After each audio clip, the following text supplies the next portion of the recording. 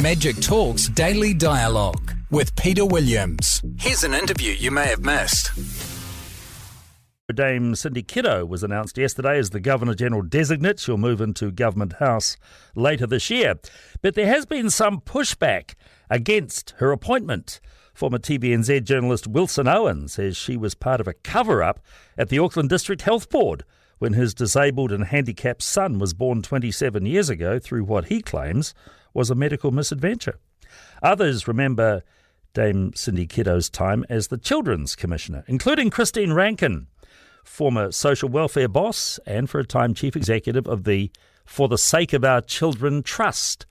Back in 2009, she called Children's Commissioner, as she was then, Cindy Kiro, a waste of space. And Christine Rankin is with me now. Good morning. Good morning, Peter. Why did you describe Cindy Kiro back 12 years ago as a waste of space? Look, I was very involved in the anti-child abuse movement at the time. In fact, I still am. It's a real passion of mine. And as you know, we have got appalling statistics in New Zealand which don't get better. They get worse year on year. And the Children's Commissioner is a really, really important role in New Zealand. And I believe that Dr. Kiro lacked any depth of understanding of her role. She was there to advocate and protect New Zealand children and do something real about our appalling statistics. The reality was she spent most of her time overseas, and she was an apologist for the people who committed appalling crimes against New Zealand children.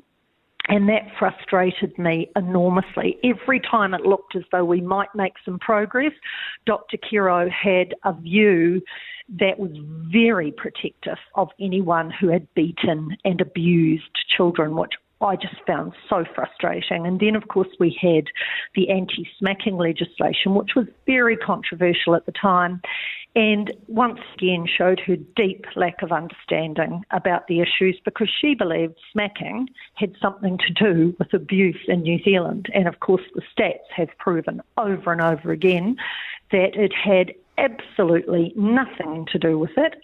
Since the smacking bill, our stats have got much, much worse. So I just found the whole process, when you're working in organisations like mine was at the time, and you were looking for leadership from someone who was appointed, once again a Labour Party appointment, who didn't really seem to have very much interest in the role at all and took a view that was very surprising to people who worked alongside me.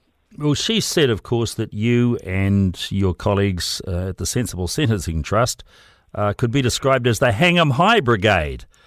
She said, well, that was nothing to do with sensible sentencing, so it just shows you more lack of understanding of Dr. Kiro. Yes, I admired sensible sentencing and the fantastic work they did, but I was nothing to do with them. For the Sake of Our Children Trust was solely concentrating on changing our appalling statistics. And you know that Dr. Kiro was proven to make up stats about abuse in New Zealand. And even when she admitted that she'd done that, she continued to use the statistics she'd invented. So no, I did not have respect for her in that role. And you look at the amazing Maori men and women we have in this country with mana, I don't understand this appointment, and that is just my personal view. Christine, that was 12 years ago when you made comments about each other. Does a person not get to change attitudes, to change thinking in a period of 12 years? I certainly hope so. And if there is a clear view of that, and if that really has happened, how wonderful. I have not heard any comments from her that would give me that kind of comfort in those 12 years. And yes, absolutely everybody deserves a chance to change all kinds of things, and people do. I'm talking about my experience with her at the time. And this is a key role in New Zealand.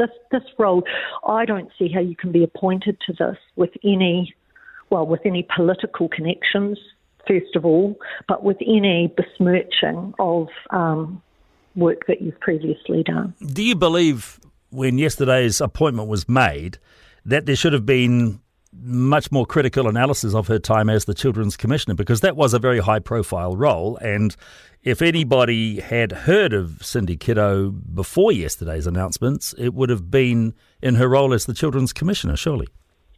Well, yes, and I would have thought that due diligence would have been done, but as I say, she was a Labour Party appointment. The Children's Commissioner,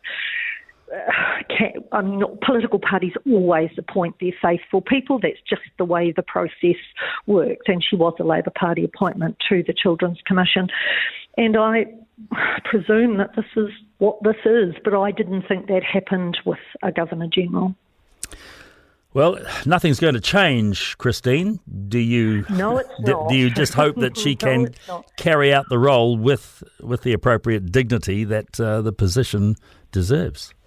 Well, I certainly hope so. And as you say, look, we all change over the years, and 12 years has gone by, and I really hope that she has grown and developed in that time, and that she does a wonderful job. All right. Christine Rankin, nice talking to you.